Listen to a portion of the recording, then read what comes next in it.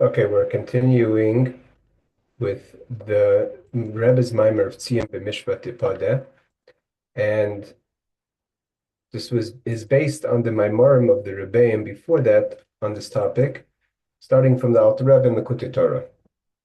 Okay, so we're holding Sif Gimel.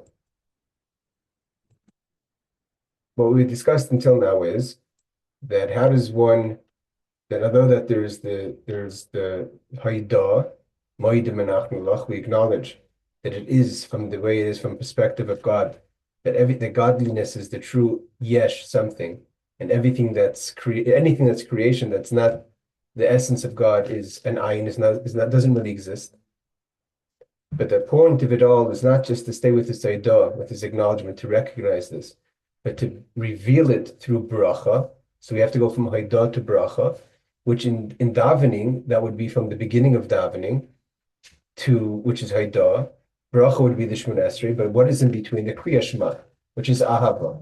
So through love is how a person comes alive with the idea of God's essence and is empowered via the love which is within the person, because it's not something that's, like the Alter Rebbe says many times, love itself is not something that you could create. It's a gift from God, but we have, as Jews, an Avam Esoteris, an essential love that's hidden, and when that's revealed, it comes to light. It empowers the person to do bracha, to reveal godliness in this world. But the question is, how does one reveal the love? That's what we're holding in Sif Gimel. So the Rebbe says, how do you come to loving Hashem? Based on what a person contemplates, what we've said before, which is these words, the words of Torah, the ideas of Torah mitzvahs have to be, which is Anoichi Mitzav Chayom, which we're using the terminology Anoichi, which we know is like the same Anoichi of the Ten Commandments, of the Aseret Dibros, the essence, the I that has no name. Mitzav Chayom, I've commanded you today. So what does this all mean? The Bechinas Anoichi, Nisha Anoichi, when we're saying Anoichi, we mean the Anoichi, the I of I, meaning the essence of God. Is Hayoim, what is today? What is the definition of today versus what? Is it today versus tomorrow? What's tomorrow? Hayoim means in our present situation of this world. The whole olam hazeh is called Hayoim. Shari ba'olam haba, because the world to come, hura ka'ora. So why does the essence of God mitzavche only Hayoim in this world? Because once we pass from this world and we go into the world to come, that's only a manifestation, a ha'ora, of the godliness. Only in this world, Atzmis is essence. Now, this idea is based on the Kavanah Pnimis, meaning to say, the whole inspiration of all creation, we didn't evolve from a higher space to come to this world. This world triggered any inspiration of manifestation, all the way from the beginning of Hu'ushmoil Bavad, even if there's a concept of God in his name, even that was inspired by the concept of I want to be a king. God's essence is beyond any kind of manifestation, even he and his name. His name is already the beginning, where you could say where it starts, where the source of the Gevul, or the source of the Tzimtzum comes from, where there's any kind of definition. There's other places, an amazing thing the Alter Rebbe, I think, says. The Alter Rebbe says in the Torah last week, I think it was Matas, Rambam said, that what's the essence of God? Chachma. Chachma stima, not. But that means when we say etzem, what's the simplicity is chachmas lima, which means the most essential hiddenness of God's wisdom. Now, because God's whole inspiration was for this world, so where are you going to find God's essence in what we accomplish in this world? Everything else is just decoration, as important as it is, and in that is included the angels. That's what we said. The angels are created from God's speech. Jewish people are created from God's machshava. And what is the machshava of God's thought? Is that the Jewish people should be here in this world, and therefore this world is the etzem, is where you can touch God's essence. The world to come is only a manifestation, although the manifestation is a great light, and in this world everything's dark. Therefore, we say, better to be one moment of repentance and return and good deeds in this world with all its challenges, with everything that's going to be in the world to come. Now, the Rebbe is going to explain. What does it mean? What's the definition of the world to come? Here, the Rebbe is saying, again, a revolutionary idea. When we're saying that it's better to be in this world, than anything at one moment in this world and all the life of the world to come. What's the definition of world to come? We're not just talking about the Garden of Eden, i.e. the afterlife. It's referring to even the Olam Haba, which we refer to in other contents, which is the idea of the days of Mashiach, right? Included in that would be resurrection of the dead. So we're talking about not just the place where you go after you die, but the place where the world goes after existence. The place, the whole point is Yemaisa Mashiach and Tchias HaMesim. That's all Olam Haba, and that's all only Ha'ara, but God's Atmos is in this world. Shagam Oz Hagili Hu Arbavat. The days of Mashiach, it's only going to be a ray of God's essence. And this is what Alter Rebbe, the Tzemach Tzedek adds, I think, to Zagoyis to the Likutei Torah, to his footnotes. The Gemara says, there's going to come days, meaning the days to come. That God says, I don't have a real desire in those days, because it's not the essence. And what are those days? Those are the days of Mashiach comes. So God's going to say, I have no desire in these days. Seemingly that statement makes no sense. The Gemara is saying that this is talking about the days of Mashiach. The is going to be a great revelation. How could it be that God is going to say, I have no desire in those days? God's going to be revealed to such an extent that every living being is going to see the word, the utterance of God, of its existence.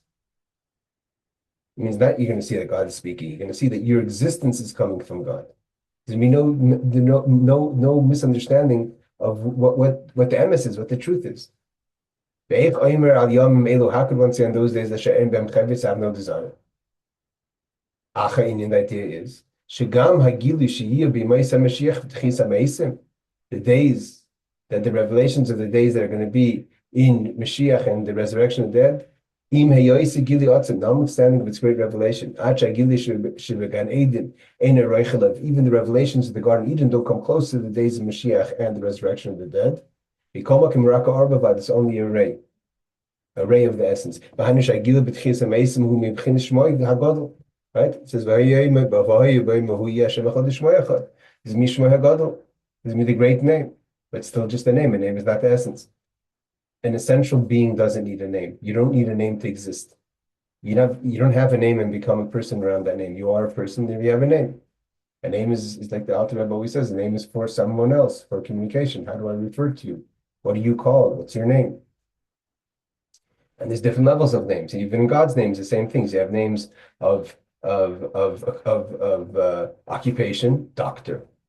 You don't know who the person is just because they're called doctor. You don't know if they're married. You don't know if they have children. You don't know what their politics are. That's not important. You just know that as a that they have the name doctor means that they're qualified to be of service in this field, or lawyer, etc. Then you have essential name, person's personal name. That's still just a name, not the essence.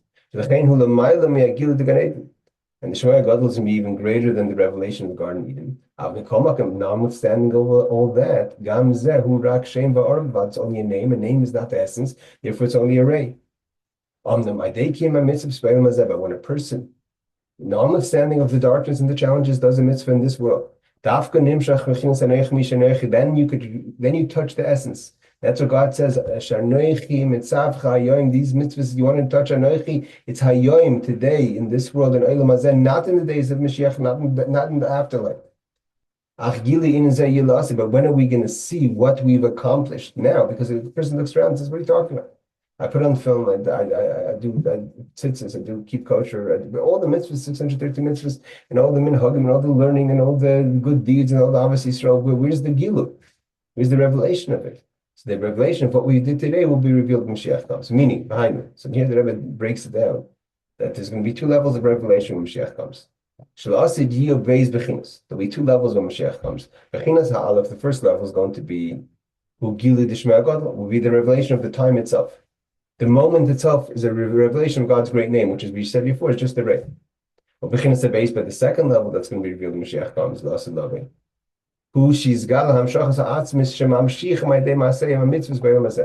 is going to be in that setting the revelation of everything we've done in this world, and what we did in this world is God's essence. So there is going to be the revelation of essence, but not because the time demands the revelation of essence. The time only demands the revelation of Shema God, God's great name. It's in that time, is when God is going to reveal everything we've accomplished in the times that it's like a person who has a safety that goes into retirement, right? So in time of retirement, how could you retire? And what chus, what merit do you have to retire? Of all the years you worked. And so you have retirement. So though you never tapped into your savings, now that you're in retirement, you're tapping into your savings, and you can see how much you've earned. So even though the setting is a much more relaxed setting, an elevated setting, you're not under pressures of the work, but the only reason you're able to be in that setting is because of everything you've worked in. So similar to that is that over here, the setting of Yemaisa Mashiach is going to be great. There's going to be no war. That's all that setting of no wars and world peace and everyone's going to see godliness. That's the setting of the time. But at the same time, it's going to be a great revelation, and that's going to be everything. Every time you would do a mitzvah now in this world, ayoim, and therefore you touch the essence. Although that hasn't been revealed, it's been placed somewhere. In some places it says it's like kufsa, it's been placed in the world of Atzilus, and that will be revealed. So it's going to be the greater revelation, the revelation of the essence, but that's only on work that we've done now, hayoim. And the setting is going to be the great revelation, but not as great as what we've done now. Now that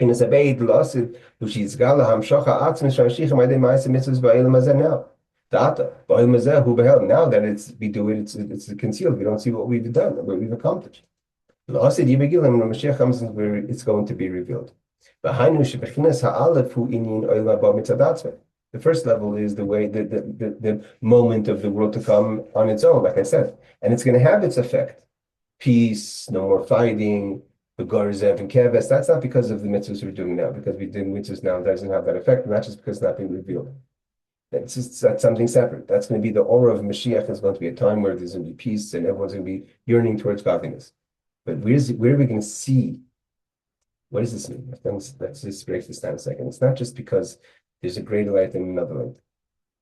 The Yemaisa Mashiach, the peace, the effect that the world is going to be in the Yemaisa Mashiach is not really what triggered creation.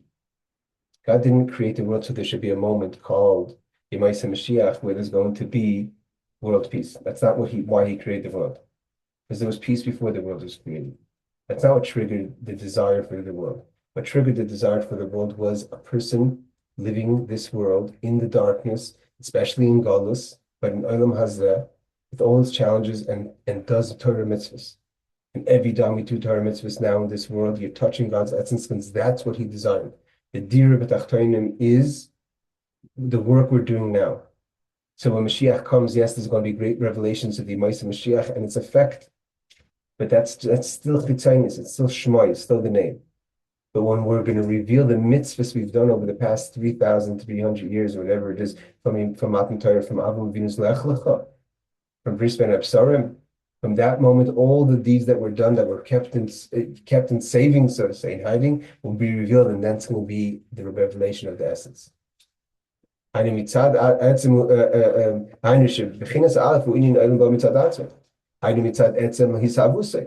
the days of Mashiach. But the second level, is what we've accomplished in our efforts. Is essence. Now it's all concealed, the Yevagil can be revealed. These two levels. So here the Rebbe says another chiddush. How is it going to work? It's going to be in two separate times. First, we're going to have the effect of the days of Mashiach, where the world is going to be elevated to a higher place, a place of peace, a place of the whole creation is going to be at peace. Animal kingdom, people, humans, a yearning lechem, lemayim. We're not going to be thirsty. We're not going to be hungry for food. We're going to be thirsty and hungry for godliness. But comes the second level. That's going to be the revelation of everything we've done. That's going to outshine. It's not just outshining, it's another league b'chlal.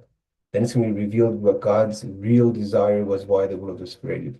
You want to know if you want to really get in touch of the why, and it's tangible, that's going to be in the second revelation. The hakavana ba'olam haba hi lo yirak al gan eden and the gam al tchias hamesach. Oh, sorry. And that revelation, the second revelation, is greater than any revelation in the world to come. Like he says, even on the resurrection of the dead, like we said. Even the resurrection of the dead is part of the times of the Mashiach, of Olam Haba. The Raya is that the proof is, that we say, the Mishnah, everyone has a portion of the world to come, like I quoted before. And who doesn't have a portion of the world to come? And we call it Olam Haba. Someone who denies resurrection of the dead. If you don't acknowledge that there's going to be the resurrection of the dead, you're not going to be part of it. So what do we see from here? That a person who does that a person, what does it mean a person doesn't have the world, a portion of the world to come? It means you're not going to part of it, means you're not going to have a resurrection of the dead. The Gemara Sanhedrin Chelik says, you don't acknowledge the resurrection of the dead. You're not going to be part of it. You can't be part of something you don't acknowledge. God works Midah, opposite Midah, meaning if you're kind, God's kind back to you. If you believe in Olam Haba, God gives you Olam Haba. If you believe in Tchias HaMesim, you have Tchias HaMesim. But what is Tchias HaMesim in this case? It's part of Olam Haba. Tchias HaMesim is part of the greater story of the world to come. Not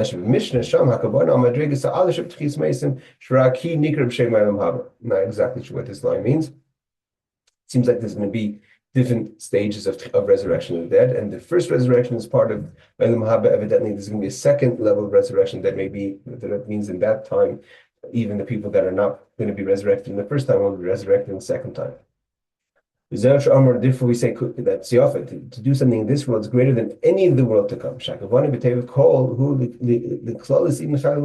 entire time of the world to come, even the resurrection of the dead. What's the power to resurrect the dead? It's only coming from the power of God's great name. Therefore, in this world, when you're touching God's essence, it's greater than that. You touch God's essence, even if you don't feel it, and then we'll reveal Mashiach comes. That now it's revealed. And it's going to be revealed when Mashiach comes in the second level, like we said before. The Rebbe says like this. The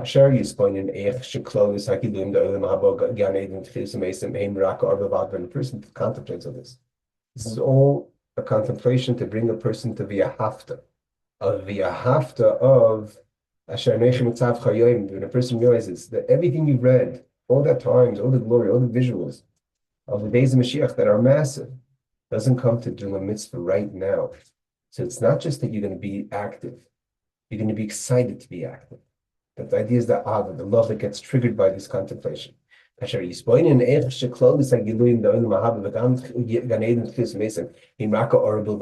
ray. Only when you perform a mitzvah here in this world. Does a person touch essence? That triggers the v'ahavta, and that connects between moedim, I acknowledge it exists, to Berachah, I want to do something about it because I have love. With your heart and your soul, when the person reveals that love, which is the between, from acknowledging Berachah to action, and to transform that. What are your brachas that you're infusing? Even the 18 brachas of Shemon Esrei, which seemingly are about things of Gashmis, all that is about godliness. Notwithstanding if it literally means healing. It means healing in the pashut of a person has a disease or even a small disease. It's the healing of it, but that's part of serving Hashem. Then you're going to become a person of action, a blessing. Berachah means lahamshich, to bring down godliness. You're going to have a mission. You're not going to acknowledge that there's something out there. You're going to have a mission to do something about it. Shehi tachlis hatfilah, that's what the davening is, to get to that level. That's why it works. First acknowledgement, love, and the love brings the bracha to the ability to bring down the mamshech. And that's what it means to come down to this world. Coming down to this world is not to be in a place of holiness, to be in the today, because in the today you touch essence, and then and knowing that today you could touch essence, and it's greater than anything in the world to come, makes you active in the today, and that's greater than anything you had even before you came down to this world. So that answers the question: why does the soul come down to this world if it's so difficult? Okay, so now we're going to continue. Like the Alter Rebbe says, the Rebbe continues in the Maamar based on the Alter Rebbe. That's all they should be. A person comes down to this world and goes from Hoda'ah to Berachah.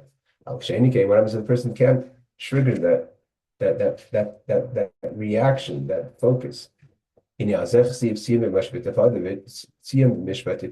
we say after the Shabbos that Tzion Zion will be redeemed with mishpat, with judgment, vishaveha, and its returnees or its captives through tzedakah.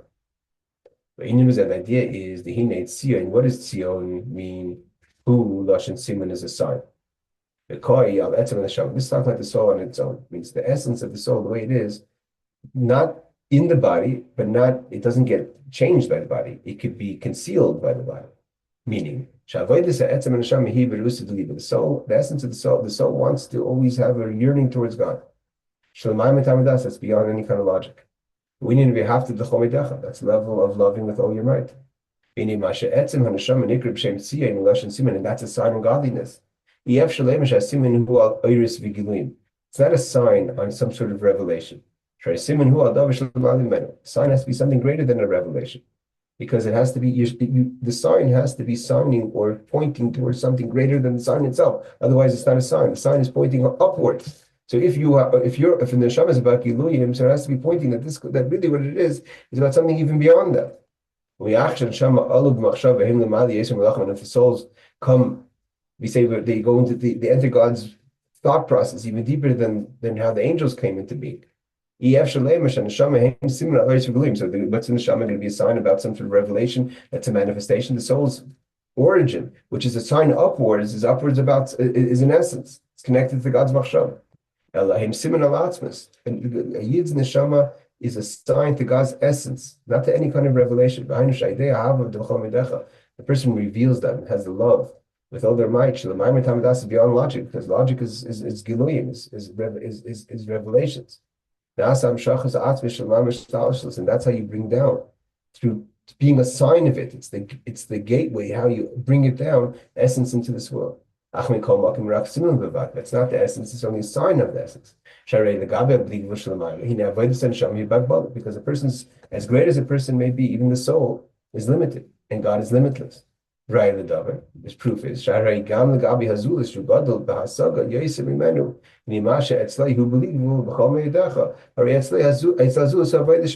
could possibly be that what you're limitless is to someone else limited.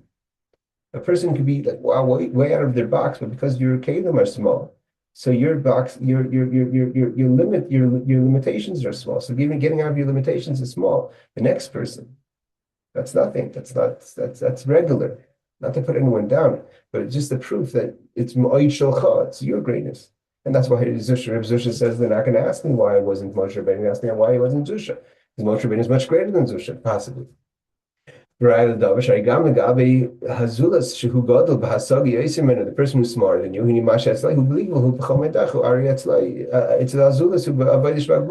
someone else's, you're limitless, and someone else's is regular.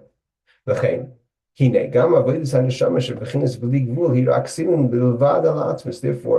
how could your limitless, which is really for someone else not a big deal, be a sign of God's essence? It's only a sign, that's right. So it doesn't capture the limitless of God. By bringing out your sign of your limitless, you bring down the essence. It's an incredible concept, that as long as you get out of your limitations, you could touch God's limitless, even though your limitations versus someone else is limited. That's why it's a sign, because that's the essence of the person's soul. We have the two levels of the 5 levels of the soul. So nefesh, ruach, and neshama are the conscious levels. The chai yechida, the encompassing levels. What's the difference between the first 3 levels, nefesh, ruach, neshama, chai yechida? Who's nefesh, ruach, neshama, a person's nefesh, ruach, neshama could get involved and enclosed in material or opposite things. But the consciousness, the subconscious of the soul, won't get enclosed. They won't become part of the other side, meaning the side of impurities. The essence of the soul, the chai won't trip or stumble in something of the other side. Therefore, a person is able to have self-sacrifice, not to give into the other side, because that triggers an awakening of the encompassing part of the soul, which is the chai yechida. Though sometimes it says that only applies to yechida, but here they're saying it's chai and yechida. because there's no like so to say shadow of a shadow. Only our conscious soul can sometimes get lost in this world. Which in the midos is our perseverance, acknowledgement, and connection. And also our chesed born feres. The Chabad, even our wisdom, understanding, and knowledge. A person could have used their intellect for things negative. The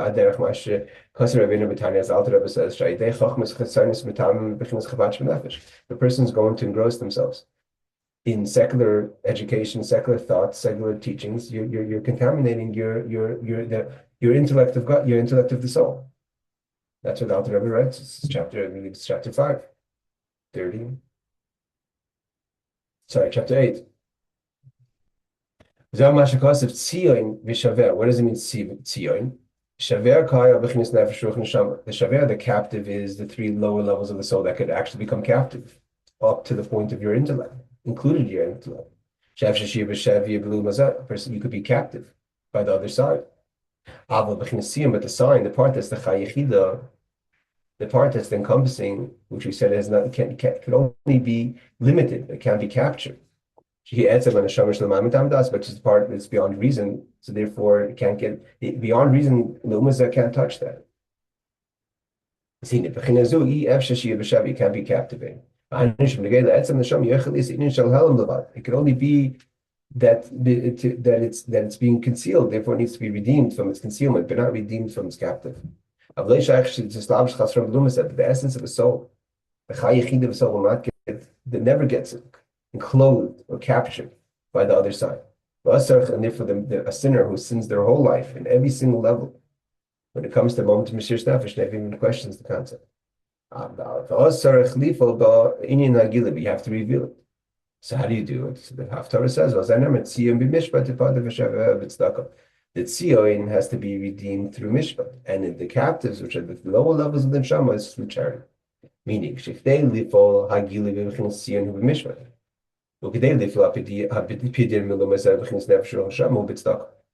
like I said before, the sign, the chayechid of the soul, gets redeemed through Mishpat, which we'll see in a second what that is. And the nefesh Hashem, the conscious part of the soul that could get lost even up to your mind, you need tzedakah. What does that mean? That idea is in the mishpat koyal Torah. Mishpat means studying of Torah. Like it says kemishpat v'targum, and it says kehilchasa, that the idea of mishpat means the laws. She'inyan hilchasa Torah, the laws of Torah. Tzedakah kipshutei hanu lahachis ruchaniyim. Tzedakah means simple. Simply put, go and give money to someone who's poor. Give someone else life. Mitzvos in general, that also includes all the mitzvos. Is under the encompassing of tzedakah, but not to say, okay, I'm not going to give money, I'm going to go do it on the phone. Because fundamentally, tzedakah is tzedakah, but included in that is the older mitzvos.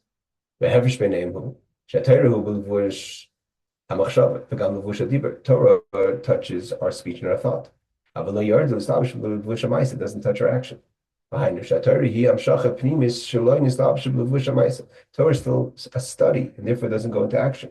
You could act on the study, but the study itself is in thought and speech. It could affect the seal, the essence of your soul that was never captivated. So it just has to connect to the laws through thought and speech, and that's already its redemption.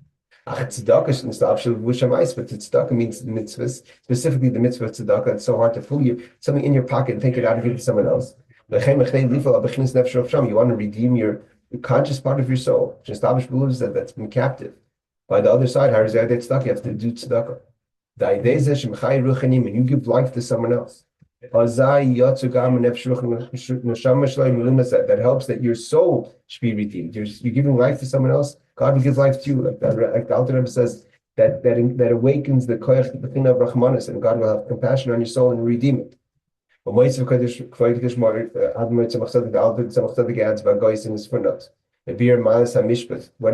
mishpat, we know the law is when it comes to mishpat, when it comes to judgment, a proper court has to have at least 3 judges. Like it says, one person could say the person's innocent or the person's guilty.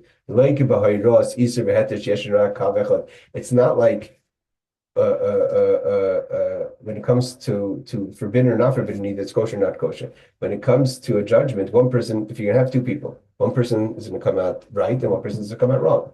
Two separate happenings. Whereas something that's kosher is either kosher or not kosher, which is isser kosher or hepech min kosher. Tahara or hepech min tahara, is it pure or not pure? Lechein dan gam echid, if one person can be a judge. Im kein zeh nimshach mibchinas chesed ugvura. K'dei shiskal yachet chesed ugvura. How do you means if you have two people in a judgment, so you have one person is going to be right, one person is going to be wrong, so there has to be a third person that's higher than both those judgments to make it a judgment of Torah. Okay, what connects kindness and severity is beauty, the attribute of Tiferes. Tiferes hits all the way up to God's desire, which is the crown. And therefore it connects that the law, even though one person is innocent, one person is guilty, because if you're going to just look at it as two, then it's two separate things. But how do you make those two separate things, that one person's innocent, one person's guilty, one's right, one's wrong, is all connected to God's wisdom? It has to be from the third party. So therefore, when it comes to mishpat, it has that power to elevate. Tzion Bemishpat tipadeh, through the mishpat, through that power of the mishpat, the law. This is the way it is, which taps into that level of the third, and therefore is able to redeem the chayachid, the essence of the soul. Therefore, it's that power of the mishpat, the power of the tiferes that can combine chesed and gvura, the power of the law. That it's the law and everyone is part of the law, even though one person's right, one person's wrong. Because seemingly, if one person's right, one person's wrong, well, you're pushing one person out of the law. The very fact that both of them are part of the law, both of them are the discussion of the law, comes from a higher power, and that higher power is what redeems the soul. It continues, he finishes off, just finish the Maamar about Pisa, Yuban, Inyan, Shigam Bigimul, the Pernusa, even in the 3 weeks, Koil Gam Shabbos Chazan, even the Shabbos, which is the Shabbos of before Tisha B'Av, Shua Shabbos, Koil Tisha B'Av, Mesayim Av Torah, V'Suki D'Nachmusa, we finish off with words of comfort. Shasim, who Teichen Shakal Inyanim, everything finishes off the way everything. Then the tone is set by the final line. Moi b'shtar, just like a document. Shashit achron, the last line. Uteichen shtar, that we go after the last line because that's the main spirit of the document. Though we're talking about the prophecy of doom, of exile. We shows us that what's really going on over here is the redemption that comes through that. Meaning that's the combination of two opposites. So too, every year when we get the Shabbos Chazan. The main thing is the final pasuk. Tzion Bemishpat Tzedakah, that at the end we're going to redeem Zion with mishpat, and its captives with charity. It's through the Tiferes we're able to elevate everything. And this affects that the Golish the whole Golish should be redeemed. The captives of the Golish should be redeemed through Tzedakah. Should be the full redemption speedy in our time. I'm happy to finish the Maamar. Maybe hopefully tomorrow we can finish the Sikha as well. Have a wonderful